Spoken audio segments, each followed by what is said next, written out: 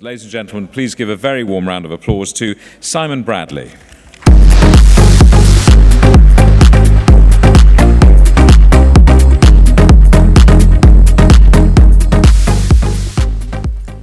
Hello, everyone. I want to talk to you about digitalization, which is a sexy topic, but I want to ground it in what is considered to be a fairly traditional industry, which is aerospace. It's obviously a huge industry here in Wales. We're very proud to have the UK's largest manufacturing plant in North Wales. We don't just make planes, we make satellites, fighter jets, helicopters. So digitalization for us goes across the piece. I will skip the corporate stuff. This is our research lab, which is here in Newport. We're very proud to have a state-of-the-art laboratory in Newport. From time to time we get uninvited guests, I think it's fair to say, come in. I want to start with this though. This is my grandfather who designed the Comet. It was an interesting plane. For those of you who know about the Comet, it suffered from a fairly fundamental design flaw, mainly based around the square windows that it had. It was known as the first commercial jet airliner that crossed the Atlantic, probably best known for the first commercial jet airliner that went into the Atlantic on a fairly regular basis, unfortunately. But the people that designed this aircraft didn't have digital tools. They were using paper, and in fact, up until the 60s, we still were. So digitalization in aerospace has been very interesting. This is the FDMU of that very aircraft. And these days, we could press a button on our computers and we could see that structural design flaw much quicker than the engineers could ever have hoped to have done in the 20s and 30s. So it's important that we bring digitalization in, but ultimately we're a company that bashes bits of metals with hammers. You know, our engineers like building things. Sometimes it's quite a stretch to take them from designing and building something to forcing them to look at a computer to show a simulation of what it is that they're going to build. So sometimes it's a challenge for us to make that leap. But we need to, because the way that we view the world is changing. Now, I met recently with Mark Miandownik, who is famous on BBC Two for a Science Club TV show that he does. And he's a material scientist. And he said that this is how material scientists view the world. Everywhere they look, they see materials. Interestingly, as we go through the age, we start now to see how the world looks from a digital point of view. So if you look at a shopping center, you're looking at CCTV, you're looking at Wi-Fi hotspots, you're looking at people with smartphones, maybe they've got a smart wristwatch. So the digital world is starting to be absolutely everywhere that you look. And increasingly, our engineers are coming to us with that expectation of, well, you're going to build a plane, so what computer tools do I have in my toolbox to help me build that aircraft? And also our competitors are changing. So if you think about Airbus, the big global company, traditionally, these are our competitors. Obviously Boeing, Rolls-Royce, BAE Systems. These are the guys that we have traditionally tried to compete against. And we've tried to compete by building more efficient aircraft, or aircraft that can fly faster or higher, or aircraft like the 380 that can take more passengers. We've tried to make the quality greater so that it doesn't stay on the ground for very long and it spends most of its time in the air, which is, for airlines, where they make their money. But tomorrow, our competitors will be these guys: Google, SpaceX. We had the vice president of business development from SpaceX in our corporate strategy meeting about 5 years ago. A lady came over from Silicon Valley, and she said, "You guys are dead." Said, "You build rockets so inefficiently. We are working on a concept of a reusable launcher that will revolutionize this industry, and you will never, ever get anywhere near us." And all of our corporate development guys sort of smiled and said, "Thank you very much for coming in. It was great to see you, blah, blah." And they all went, "Yeah, yeah." Well, I don't think any of them are smiling anymore.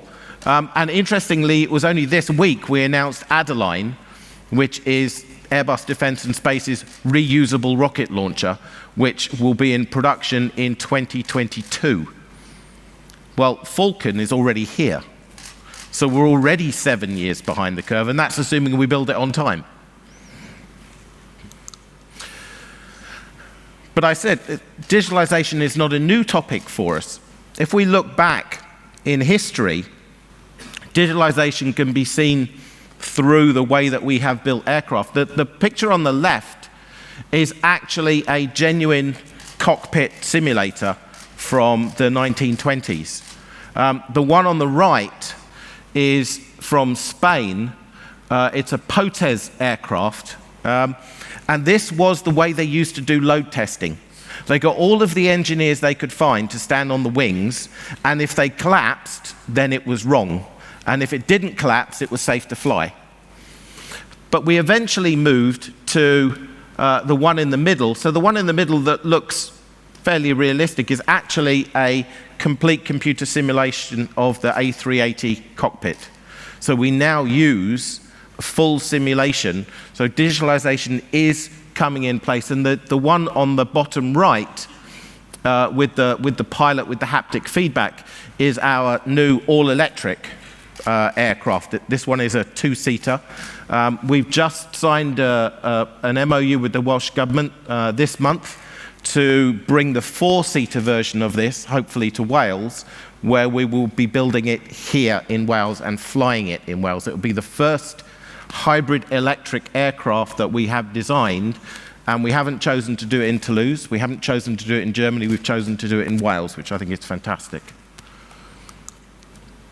But digitalization comes at a price, because if you look at the picture on the top left, this was a simulation that we did for the South Wales Police Force when we were pitching for the business to secure the Ryder Cup here at the Celtic Manor, which we did part of it. And this was a simulation about how we could show police helicopters going over the clubhouse, and it was looking brilliant. I actually went to the Ryder Cup. I was lucky enough to get a free ticket on the Friday. Probably not the best day to go. Those people that remember the Ryder Cup on the Friday, that's what it actually looked like. So you can have all the simulation in the world, but the reality is sometimes very different. Having said that, simulation has come a long way. If you look at the top left-hand corner of this slide, I remember playing a computer adventure game called Advent, where I had to throw a snake at a bird in a cage, or a bird at a snake in a cage. And eventually, as hardware got better, simulation got better.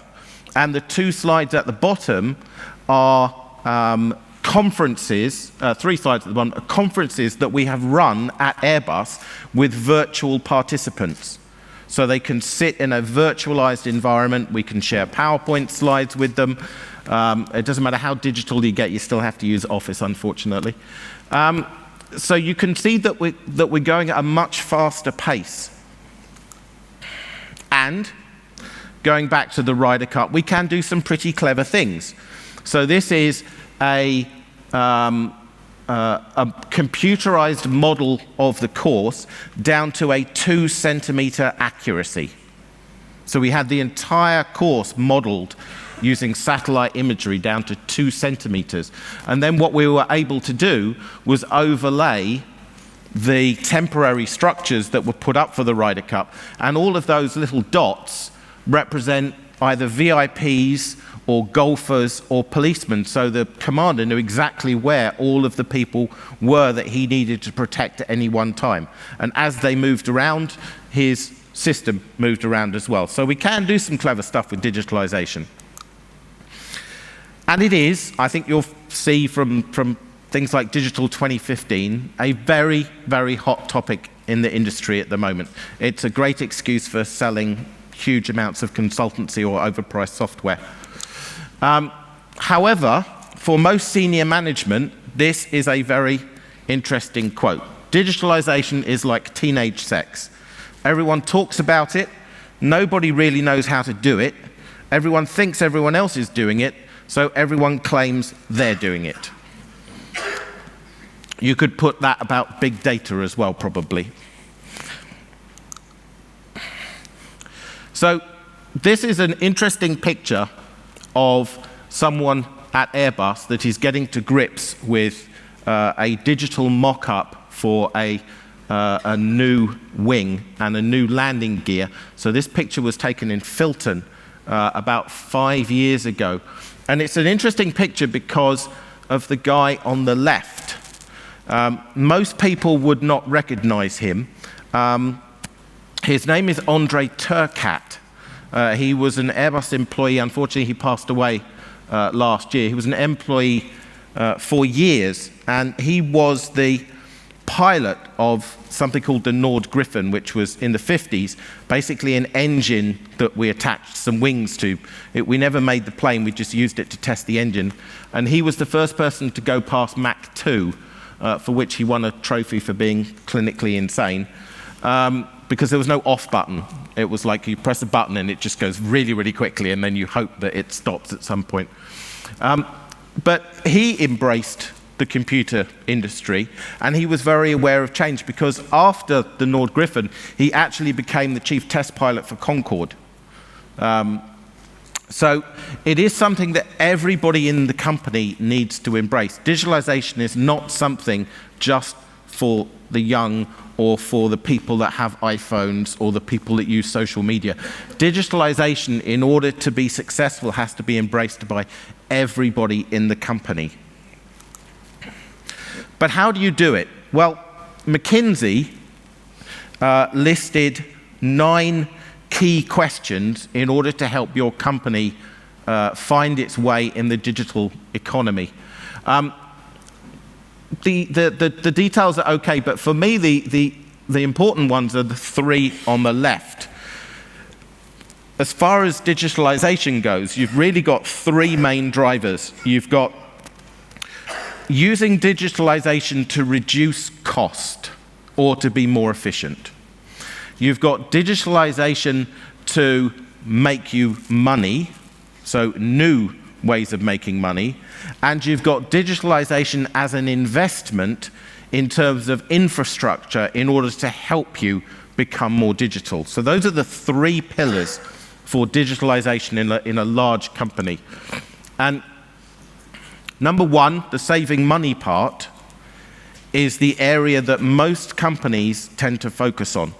And the reason is because if I went to the CFO and said, I want 100 million to start a new part of the company that's going to make digital widgets, he would laugh me out of the room. Or if I had a brand new idea that required investment, he'd want to know where the money is going to come from. So for most companies, when they start the journey of digitalization, they need to focus on number 1, because if you can make savings through digitalization, you can take some of that money and use it to invest in new opportunities. And for us, it's quite a large area, because if you look at the top right-hand corner, that 680 billion euros is the value of our order book. So we have 10 years worth of orders for aircraft. So if no one bought another aircraft, we'd spend the next 10 years making the ones that we have.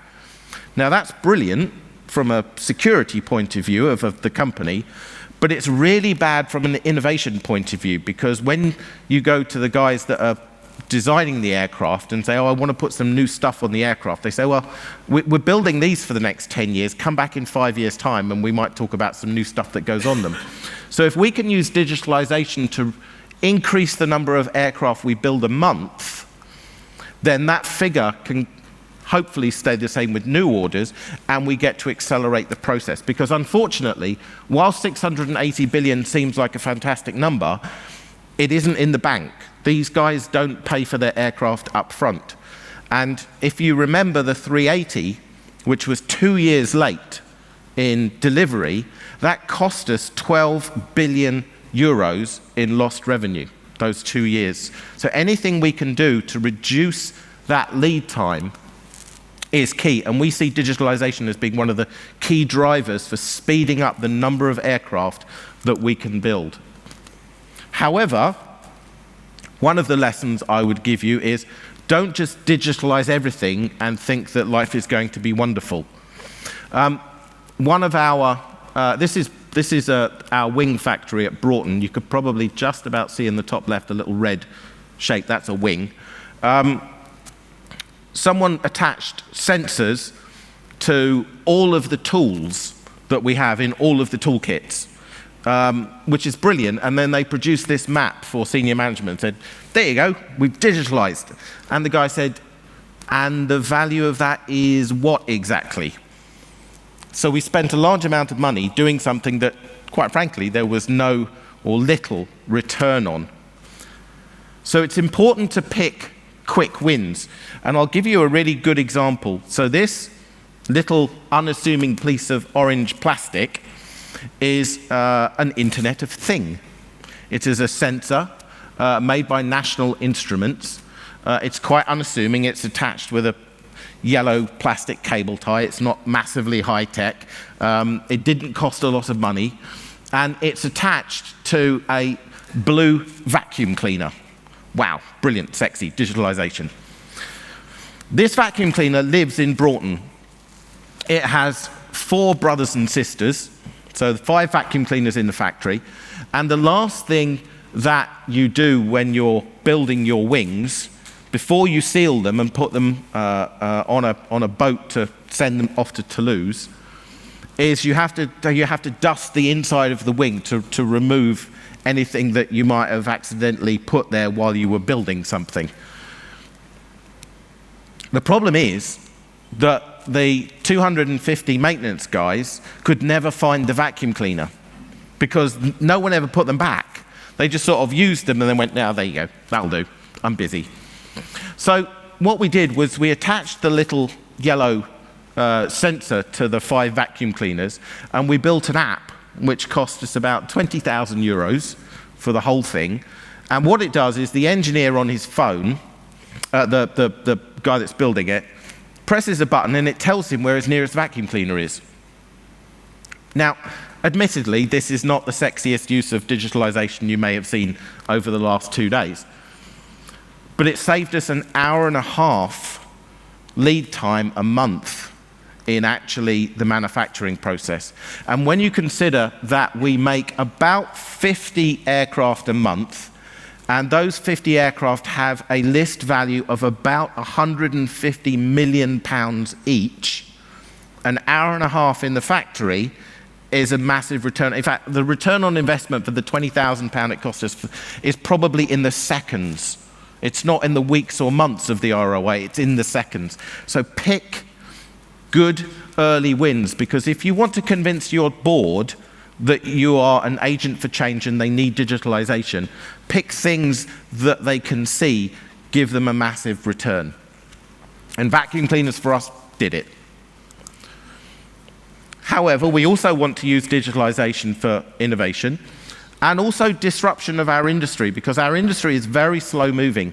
And we, like many others, are subject to attack from disruption.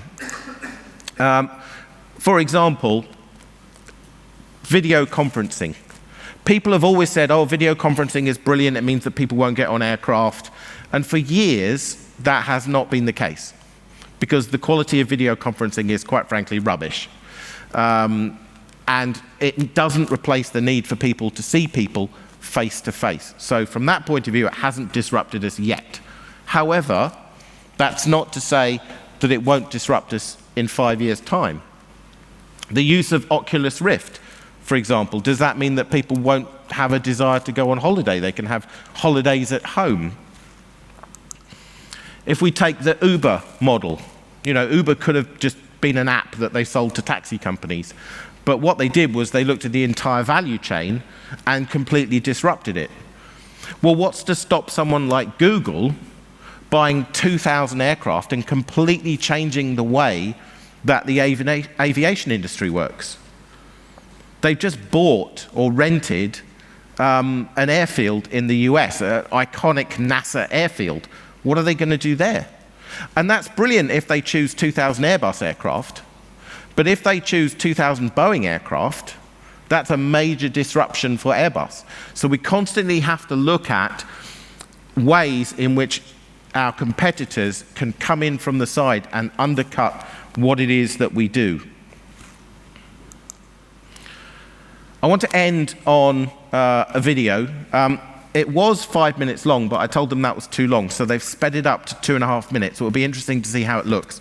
All the guys in the Future Factory might be running around quite quickly, but we'll see. And this video is showcasing some of the technology that we are today and will tomorrow be using in Wales to help build our aircraft.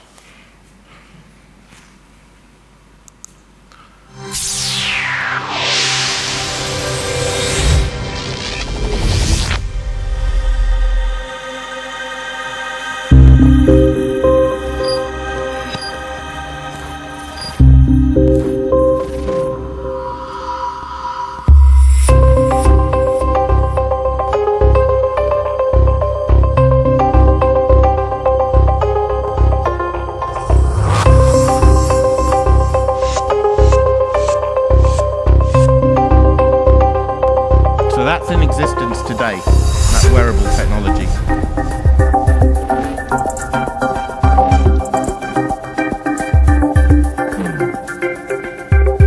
There are no more than 8 components at any build station at any one time, and they're shipped in via a logistics company, just as we need them.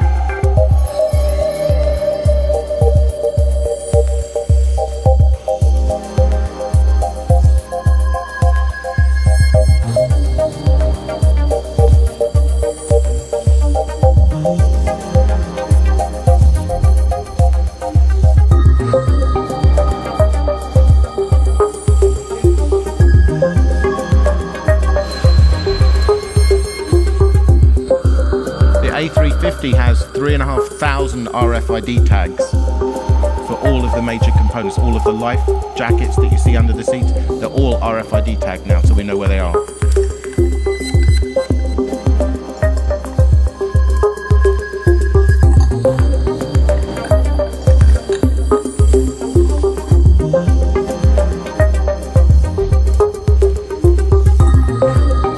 And yes, that does exist.